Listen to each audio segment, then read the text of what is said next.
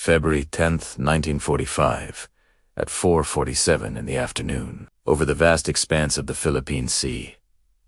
A twin-engine transport plane appears on the horizon. It has American markings, a white star in the fuselage, and it's descending toward an island airstrip. Watching from 3,000 feet up, Lieutenant Louis Curdes feels his stomach drop. He knows that airstrip belongs to the Japanese. The transport is a Douglas C-47 with 12 people on board, a crew of 4 and 8 passengers, including 2 Army nurses. They have no idea they're about to land in enemy territory. Curdes pushes the nose of his fighter down, diving hard. He keys his radio, his voice urgent. American transport, you are approaching a Japanese airfield. Pull up. Pull up. Immediately. He tries. Again. Silence.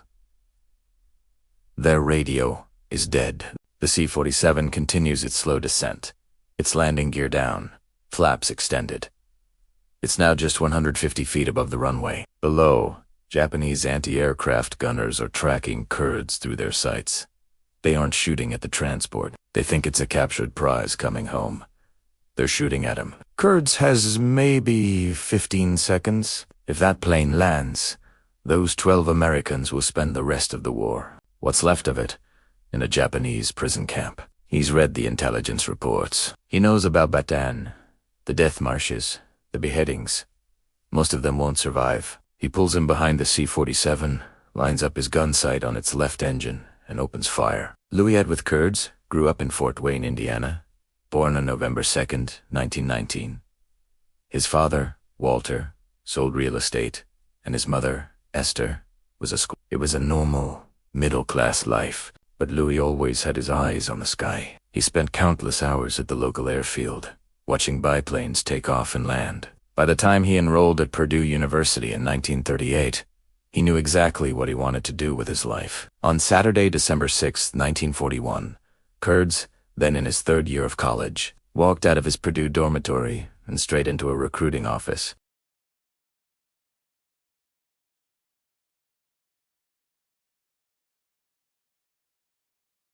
That was still a day away. 24 hours later, the world changed. Recruiting stations across the country were mobbed. There were 6-month waiting lists.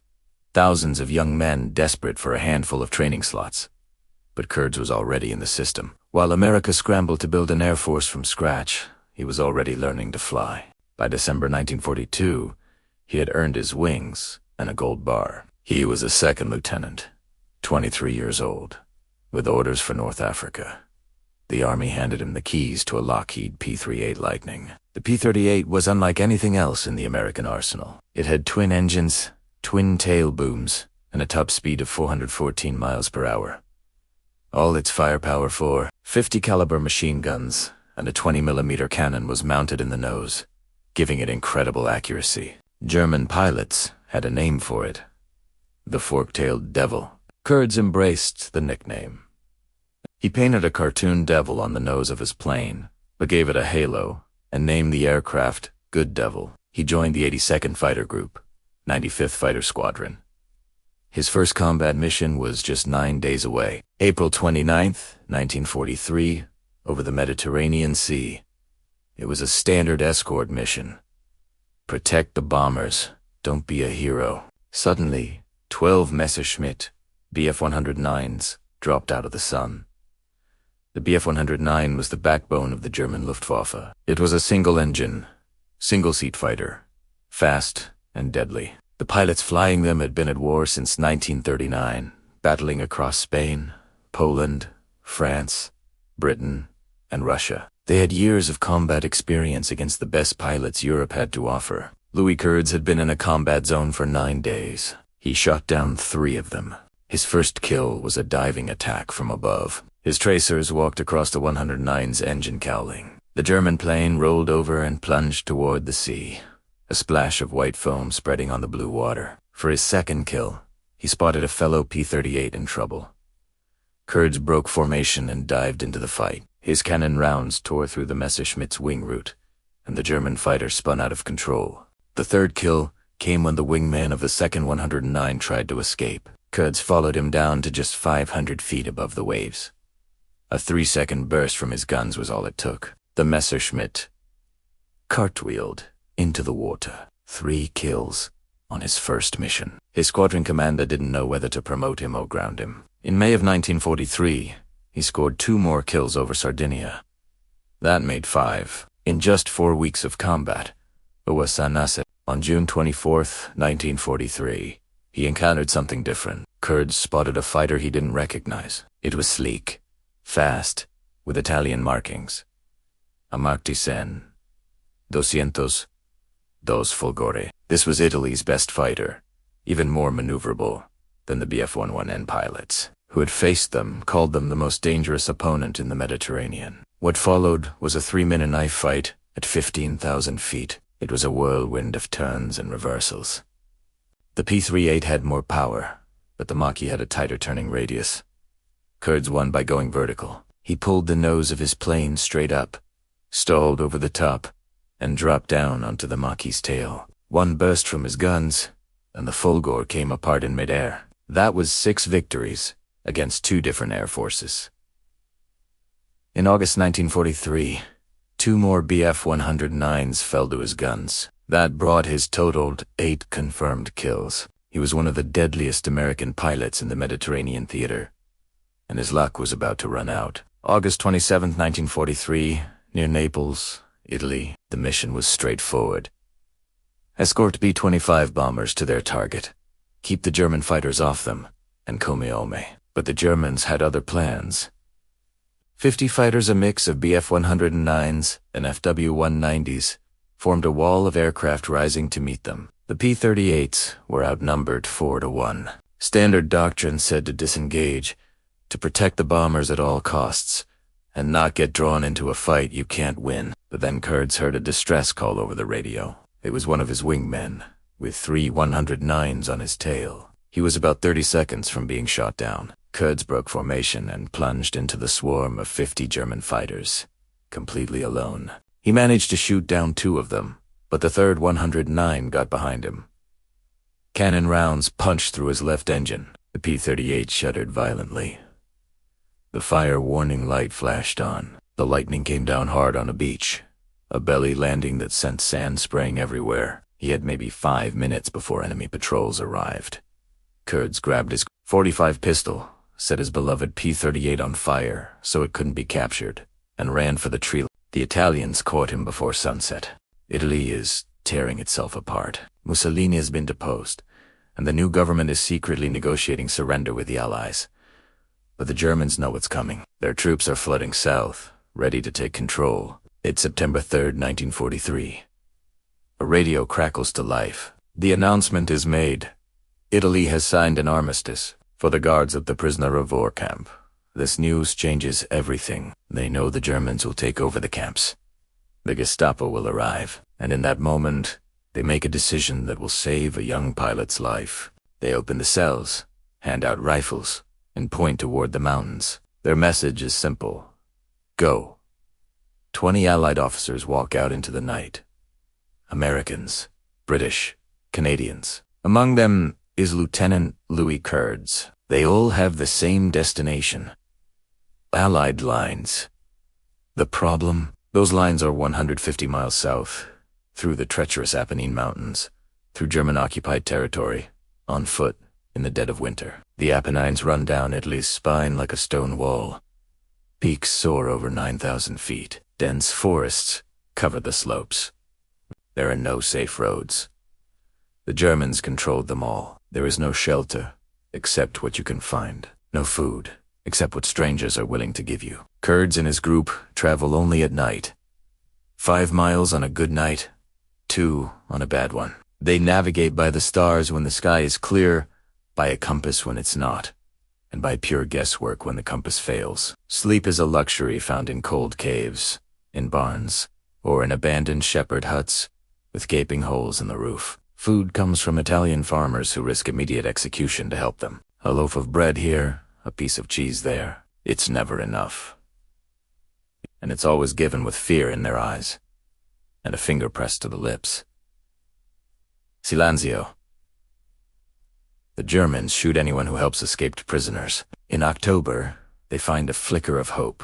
Communist partisans, resistance fighters waging a guerrilla war against the occupation. They provide guides and safe routes around German checkpoints. Then, Catholic priests hide them in ancient monasteries. Stone buildings where Latin prayers echo off walls that have stood for 1,000 years, and where no one asks any questions. The winter of 1943 is brutal. Snow piles, 6 feet deep, in the mountain. Pass us, temperatures plummet below zero and stay there for weeks. Most of the men are still wearing the same tattered clothes they were captured in. The journey takes its toll. One man, a British wing commander, dies from pneumonia. On May 27, 1944, Louis Curdes stumbles into Allied lines at Monte Cassino. The battle there has been raging since January. The famous monastery is a pile of rubble. The hillsides are littered with the dead. He's wearing Italian peasant clothes, hasn't shaved in months, and speaks English with an accent picked up from his long months in hiding. The American sentries almost shoot him as a spy. Back home in Fort Wayne, Indiana, his parents have already received the dreaded telegram. Missing in action, presumed dead. His mother has even held a memorial service for him, but Louis Curdes has walked back from the grave. Most men would take the ticket home, 9 months behind enemy lines, escaping a POW camp, walking 150 miles through German-occupied Italy. That's more than enough war for anyone, but Curdes volunteers for more. The Geneva Conventions prohibit escaped posts from fighting in the same theater of war. If the Germans were to recapture him, they could torture him for information about the partisans, the farmers, and the priests who helped him. Their lives depend on Curdes staying out of Europe. A new squadron, a new base in the Philippines, and a new aircraft. The P-51D Mustang. The Mustang is the war's perfect fighter. A Packard-built Rolls-Royce, Merlin engine roaring with nearly 1,500 horsepower, a top speed of 437 miles per hour, a massive range of 1,650 miles, and 6 50 caliber machine guns that can spit fire for 18 continuous seconds. It's faster and more agile than his old P-38. He names his new plane Bat Angel, the opposite of his old plane, the Good Devil. Light and dark, Europe and the Pacific. On February 7, 1945, southwest of Formosa, Curdes spots a twin-engine aircraft at 12,000 feet. It's a Mitsubishi Ki-46, codenamed Dino, a fast, unarmed reconnaissance plane built to run. Curdes doesn't give it the chance. One burst from his machine guns, and the Ki-46 explodes. 7 German planes, 1 Italian, and now 1 Japanese. 3 different enemy air forces. Only 2 other American pilots in the entire war would ever match that feat. But Louis Curdes isn't finished. 3 days later, he's going to add a 4th flag to his scoreboard. February 10th, 1945. Curdes leads a 4-ship flight over the Formosa Strait. They find a Japanese airfield on Baton Island, a target of opportunity. The 4 Mustangs dive. They destroy 2 Japanese fighters in the air and leave 3 more burning on the ground. But then, disaster strikes. Lieutenant Lacroix's plane takes a direct hit. His engine dies. He's forced to ditch his Mustang in the Philippine Sea, just 300 yards from the enemy shore. Curdes sends 2 of his pilots back to call for rescue. Then, he goes to work. For the next 30 minutes, he circles his downed wingman, strafing the Japanese positions on the beach. Every time a soldier moves toward the water, Curdes puts a wall of 50 caliber rounds in front of him. He's burning fuel he can't spare, but he's made a decision.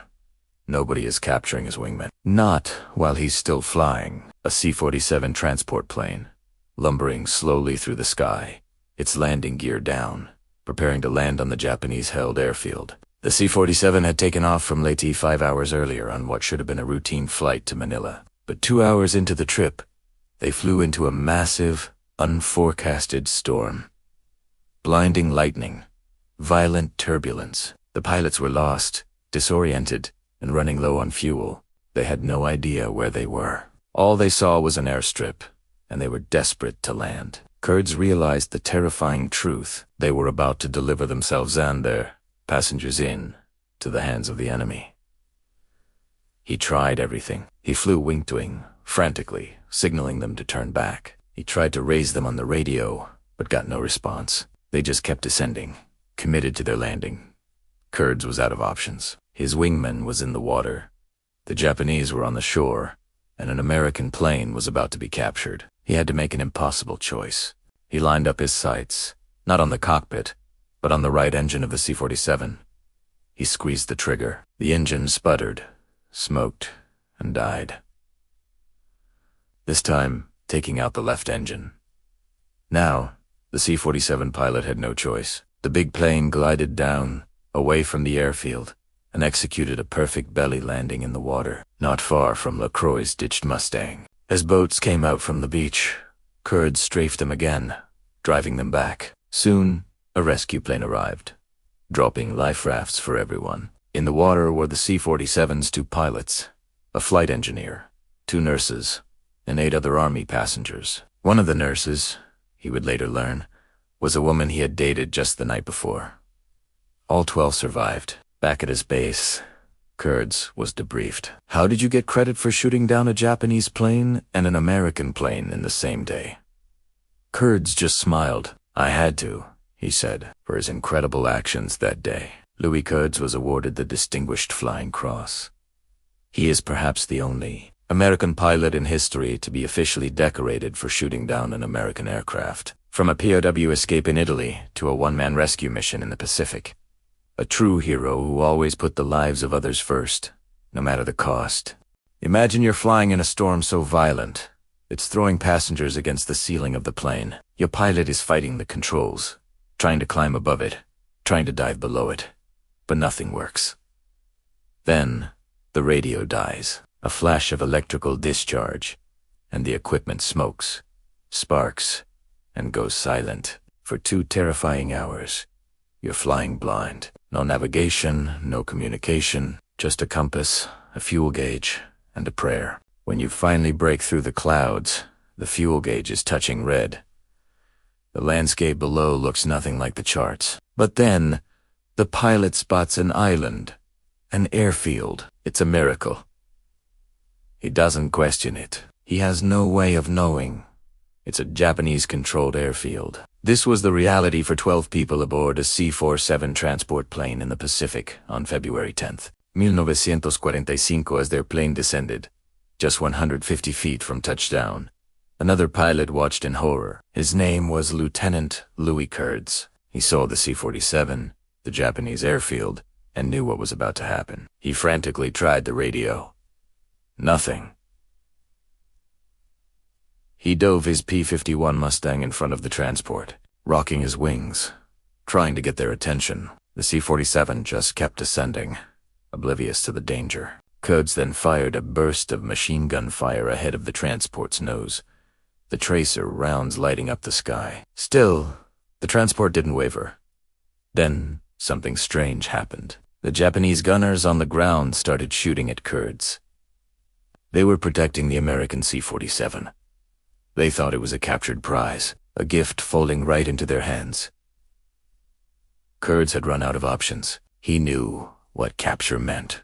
He knew about the Bataan Death March, where 75,000 soldiers were forced to walk 65 miles, and anyone who fell was bayoneted. Over 10,000 men died in just 6 days. He knew about the prison camps, where you were lucky to get 800 calories a day, and where dysentery, beatings, and executions were common. He knew about the massacres, like the one where 150 prisoners of war were herded into shelters and burned alive. Pilots were sometimes beheaded with samurai swords. 12 people were just seconds away from experiencing that hell unless he did something unthinkable. This was the moment that would define his life. He swung his Mustang behind the C-47 and lined up his sights on the left engine. He pulled the trigger. The burst was surgical. 50 caliber rounds punched through the engine, and the propeller seized. But the C-47 kept flying. A single engine was enough to keep it airborne. So Curdes shifted his aim and fired again. The right engine exploded in a cloud of smoke and fire. The C-47 pilot was good. Realizing what was happening, he banked the crippled plane toward the water. The transport hit the Philippine Sea at 90 miles per hour, but the fuselage held together. Miraculously, Life rafts deployed, and soon all 12 survivors were in the water. All alive. Another pilot who had been shot down earlier, Lt. LaCroix, paddled his own raft over to help. There were now 13 people floating in the sea. Curdes circled low overhead and dropped a weighted note. It read, "For God's sake, stay away from shore." Japs there. He circled them, a guardian angel in a fighter plane, until his own fuel gauge touched empty. Then he turned for home. Before dawn the next day, Curdes was back, leading a PBY Catalina flying boat to the crash site. Everyone was accounted for. Everyone was rescued. All alive. Among the passengers were 2 army nurses. One of them was named Svetlana.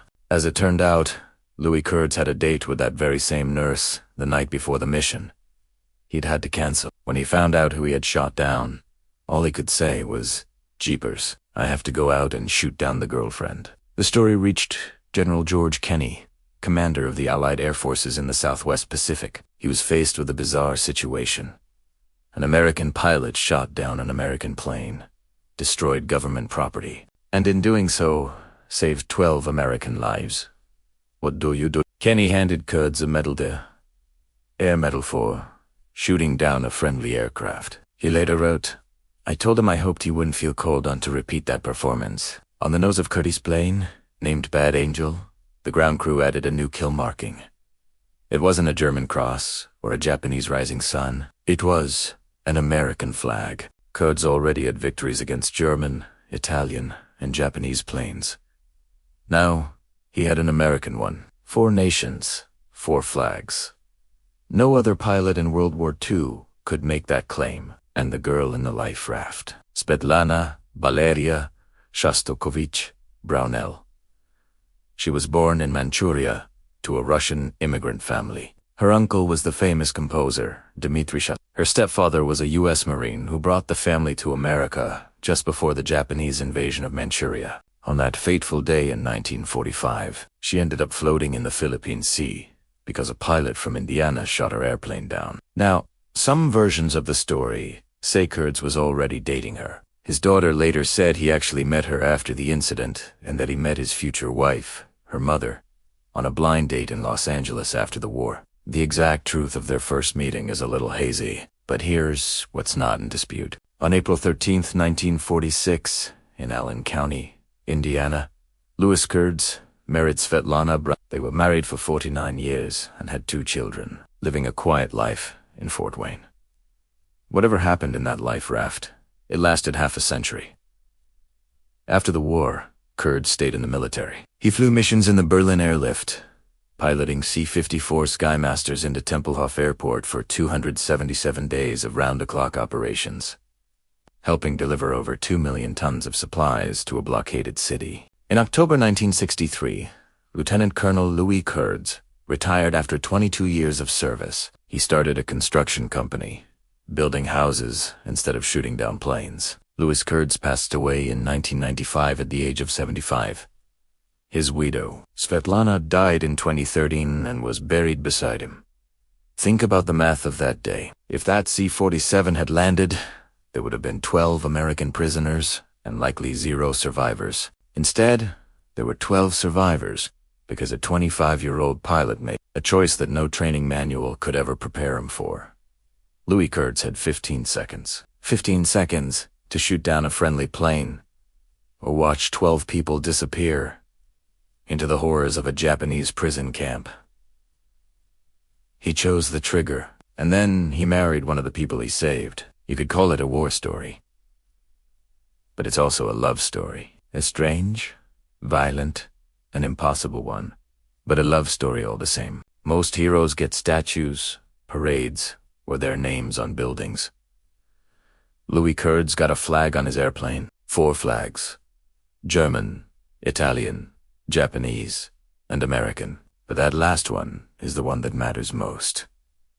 The one nobody else has. The one that says sometimes the right choice looks exactly like the wrong one. Sometimes you have to do the unthinkable to save people. And sometimes, if you're very, very lucky, one of them becomes the love of your life. Thanks for watching. If you found this story as incredible as I did, make sure to like, subscribe, and hit that notification bell for more amazing stories from history. See you next time.